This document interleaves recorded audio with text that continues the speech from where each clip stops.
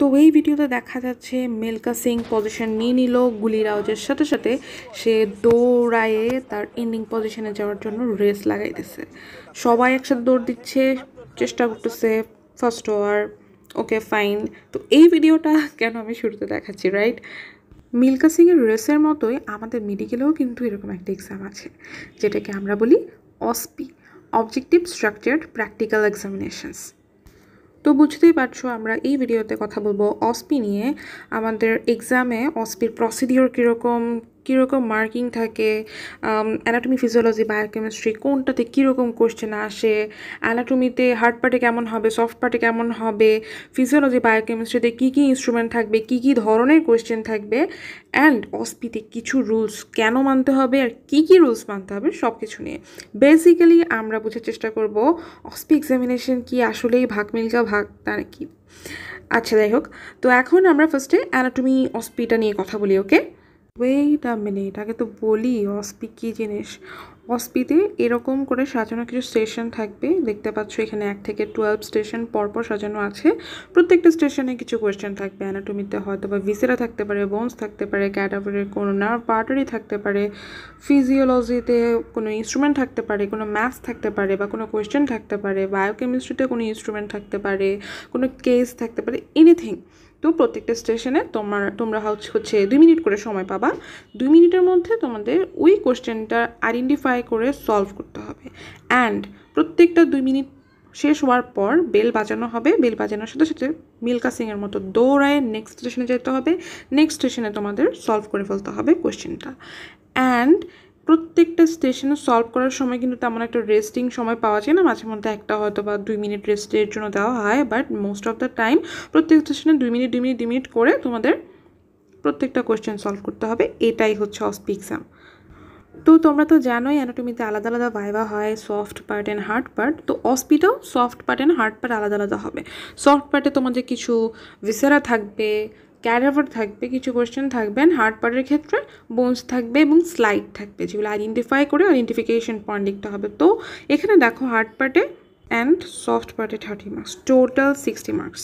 Soft পার্টে এরকম ডায়াফ্রামের opening দেখাইতে পারে, অথবা লিভারের অথবা কোনো মাসেল স্পেশালি, অথবা তোমাদের লিভার থেকে যে কোনো একটা পয়েন্ট তোমাদের হচ্ছে ফ্ল্যাগ করে দিবে অথবা পয়েন্ট করে দিবে।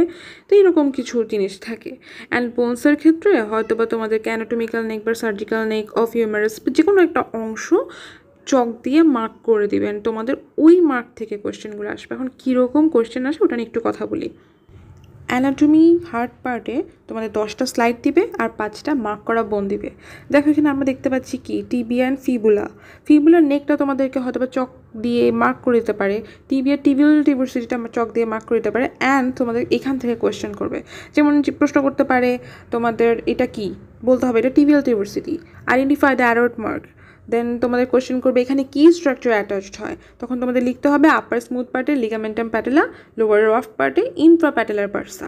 এরপর আর কোয়েশ্চেন করবে মাসল কজিং ফ্লেকশন অফ নি জয়েন্ট। হ্যাঁ, তো তখন তোমাদের হচ্ছে বাইসেপস ফিমোরিস, সেমিটেন্ডোনাসাস, সেমিমেমব্রেনোসাস, গ্রাসিলিস, সার্টোরিয়াস, পপলেটিয়াস এসব লিখতে হবে।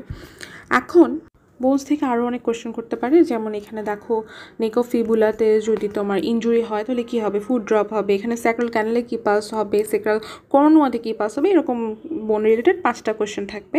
অ্যান্ড প্রত্যেকটা কোয়েশ্চেন তোমাদের 2 মিনিটের মধ্যে অ্যান্সার দিতে হবে কিন্তু। এরপর বেল বাজার সাথে সাথে নেক্সট স্টেশন। এখন আমি বললাম কি স্লাইড থাকবে, এরকম কিছু স্লাইড থাকবে। আমরা স্পাইনাল কর্ডের অ্যান্ড যে জন্য আমরা স্লাইড দেখলাম, এরকম 10টা স্লাইড তোমাদের মাইক্রোস্কোপে সেট করা থাকবে। তোমাদের জাস্ট প্রত্যেক 2 মিনিটে বেল বাজার সাথে সাথে স্টেশনে যাবা, আইডেন্টিফিকেশন পয়েন্ট লিখবা, অ্যান্ড অবভিয়াসলি আইডেন্টিফাই তো করতেই হবে, আইডেন্টিফিকেশন পয়েন্ট। এরকম 10টা স্লাইড থাকবে আর 5টা বোনস থাকবে। এই গেল তোমাদের 15টা স্টেশন। এখন বুঝতেই পারছো প্রত্যেক 2 মিনিট পর পর যেহেতু তোমার একটা স্টেশন কমপ্লিট করে নেক্সট স্টেশনে যাইতে হচ্ছে, সো ভাগ মিল্কা ভাগ অবস্থাতে থাকবে। এটা গেল তোমাদের হার্ড পার্ট। এখন আসো সফট পার্ট। সফট পার্টেও তোমাদের 15টা স্টেশন থাকবে, প্রতিটা স্টেশনে 2 মিনিট এবং 2 মার্কস করে, টোটাল 30 মার্কস। এরকম 15টা স্টেশন সাজানো থাকবে। প্রতিটা স্টেশনে কোনো ভিসেরা থাকতে পারে, ভিসেরাটা এরকম মার্ক করে দিতে পারে, যেমন এখানে থ্যালামাসকে বোঝানো হচ্ছে। এরপর অন্য কোনো ভিসেরা যেমন স্প্লিন থাকতে পারে, স্প্লিনে একটা ফ্ল্যাগ মার্ক দিয়ে দিতে পারে এবং স্প্লিন রিলেটেড কোয়েশ্চেন করবে। এরকম ইমেজ থাকতে পারে এবং ইমেজ রিলেটেড কোয়েশ্চেন করবে, এখানে বেলস পালসে নিয়ে কোয়েশ্চেন করতে পারে। ক্যাডাভার থাকতে পারে, ক্যাডাভারে কোনো মাসল, কোনো নার্ভ, কোনো আর্টারি এবং ওই রিলেটেড কোয়েশ্চেন করবে।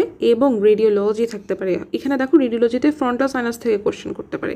এরকম টোটাল 15টা স্টেশনে 15টা কোয়েশ্চেন তোমাদের সলভ করতে হবে, প্রত্যেকটাতে 2 মার্কস করে থাকবে। এখন আসো ফিজিওলজিতে। খুশির ব্যাপার হচ্ছে ফিজিওলজিতে 15টা স্টেশন নাই, 8টা স্টেশন, বাট প্রতিটা স্টেশনে 5 নাম্বারের কোয়েশ্চেন থাকবে এবং সময় আবার 2 মিনিট, আবার ভাগ মিল্কা ভাগ।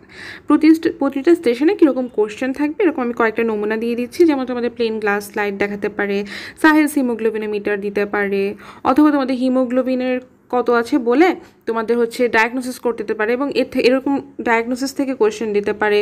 তারপর তোমাদের পলস হিলার মিক্সচার থেকে কোয়েশ্চেন করতে পারে, অনেক রকমের কোয়েশ্চেন হতে পারে। এখানে ইনস্ট্রুমেন্ট থাকবে, তোমাদের হয়তো বা কোনো কেস দিয়ে ডায়াগনোসিস করতে দিতে পারে বা ইনস্ট্রুমেন্টের পার্টের নাম জিজ্ঞেস করতে পারে। এখন আমরা কিছু ইনস্ট্রুমেন্ট তাড়াতাড়ি করে দেখে নিই। দেখো এটা হচ্ছে হিমোগ্লোবিন পিপেট, আরবিসি পিপেট আছে এবং সাথে WBC পিপেট আছে। প্রত্যেকটা পিপেট কিন্তু তোমাদের প্রত্যেকটা ইনস্ট্রুমেন্ট কিন্তু তোমাদের আলাদা করে চিনতে হবে, এই জন্য তোমাদের প্র্যাকটিক্যালে সময় দিতে হবে। এবং দেখো আমরা এখন দেখছি পাস্তুর পিপেট, এরপর আমরা দেখব এখানে দেখো WBC, RBC অ্যান্ড হিমোগ্লোবিন পিপেটের মধ্যে আমরা একটা ডিফারেন্স বোঝার জন্য আমি ডিফারেন্সেসগুলোও দিয়ে দিচ্ছি। এবং আমাদের সাথে স্টেথোস্কোপ দিতে পারে, আমাদের স্ফিগনোমিনোমিটার দিতে পারে। এরকম প্লেন গ্লাস স্লাইড তো তোমরা চিনোই, তবু আমি ছবিটা অ্যাড করে দেবো, প্লেন গ্লাস স্লাইডের এবং সাইজ হিমোগ্লোবিনোমিটারের। এগুলো সব মেডিকেলের প্র্যাকটিক্যাল রুমে আছে, জাস্ট তোমাদের দেখতে হবে, চিনতে হবে এবং এই কোশ্চেনগুলো 2 মিনিটে কীভাবে তোমরা অ্যান্সার করবে এটা প্র্যাকটিস করতে হবে। ফিজিওলজির জন্য 2টা টিপস দিই। প্রথমত, ইনস্ট্রুমেন্ট ভালো মতো চিনতে হবে, ইউজ জানতে হবে। দ্বিতীয়ত, যেহেতু 5 নম্বরের কোশ্চেন, তোমাদের খুব ফাস্ট শর্টলি অ্যান্সার দিতে হবে। আমি অস্পির রুলসগুলো ভিডিওর লাস্টে দিয়ে দিচ্ছি। ফিজিওলজি অস্পির মতোই বায়োকেমিস্ট্রি অস্পিতে তোমাদের 8টা স্টেশন দেওয়া থাকবে, প্রত্যেকটা স্টেশনে 5 নম্বরের কোশ্চেন থাকবে এবং ভাগ মিল্কা ভাগ 2 মিনিট করে সময়। এখন দেখো এখানে কি দেখতে পাচ্ছি, একটা ইনস্ট্রুমেন্ট দিল যেটা মাইক্রোপিপেট।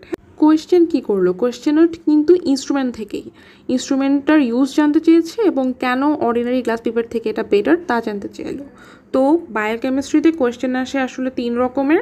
ইনস্ট্রুমেন্ট থেকে কোয়েশ্চেন আসে, এরকম পেশেন্ট বা কেসেস থেকে ছবি আসে, যেমন এখানে মিক্সিডেমার একটা পেশেন্টের ছবি, এরপর এখানে ম্যারাসমাসের ছবি এবং এগুলো ক্লিনিক্যাল ফিচার জানতে চাচ্ছে, এরপর এখানে জেরোপথেলমিয়ার ছবি এবং কেন জেরোপথেলমিয়া হচ্ছে এই রিলেটেড কোয়েশ্চেন করছে। এখানে একটা ক্লিন পিকচার দিয়ে দিলাম আমি জেরোপথেলমিয়ার। তাহলে বায়োকেমিস্ট্রিতে 3 রকমের কোয়েশ্চেন আসে, instrument related, picture related and আরেকটা হচ্ছে তোমাদের কিছু ম্যাথস দিতে পারে। আমি এখানে একটা ম্যাথের নমুনা দেখিয়ে দিচ্ছি। এখানে কিছু ব্লাড গ্যাস প্যারামিটার দিয়ে দিল এবং ইন্টারপ্রিটেশন কমেন্ট জানতে চাচ্ছে, এটা কি মেটাবলিক অ্যাসিডোসিস নাকি অ্যালকালোসিস। এরপর তোমাদের BMI ম্যাথ দিতে পারি, এরকম কিছু ম্যাথ থাকে বায়োকেমিস্ট্রিতে। তো এটা হলো বায়োকেমিস্ট্রি অস্পি নিয়ে সব কিছু। এখন আমরা অস্পির মোস্ট ইম্পর্টেন্ট কিছু রুলস সম্পর্কে জেনে নেব। এই রুলসগুলো কিন্তু অস্পিতে মাথায় রাখতে হবে। So rules number 1, maintain your assigned sequence. অর্থাৎ ধরো তুমি 2 নম্বর স্টেশন থেকে তোমার অস্পি এক্সাম শুরু করলা, তাহলে তোমার সিকোয়েন্স হবে 2, 3, 4, 5, 6, 7 এভাবে। 2-এর পর কিন্তু তুমি 3 না লিখে 4 নম্বর স্টেশনের অ্যান্সার দিতে পারবে না। অ্যাটলিস্ট তুমি যদি তখন অ্যান্সারটা লিখতে না পারো, ওই স্টেশনটা খালি রাখো। খাতায় তোমার পর অ্যাসাইন্ড সিকোয়েন্সে অ্যান্সার থাকাটা খুব নেসেসারি। অ্যান্ড যতক্ষণ না বেল রিং হচ্ছে ততক্ষণ যে যার স্টেশনে থাকার চেষ্টা করবা। অনেক সময় হয় 2 নম্বর স্টেশনে অ্যান্সার তোমার 2 মিনিট আগেই শেষ, তার মানে এই না যে তুমি বেল রিং হওয়ার আগেই 3 নম্বর স্টেশনে চলে গেলা। থার্ড রুল হচ্ছে অ্যানাটমিতে কার্ডিনাল পয়েন্টগুলো ফার্স্টেই লিখে ফেলবা। অ্যান্ড ফোর্থ রুল হচ্ছে the point you make should be precise, short, rather than descriptive and worthy.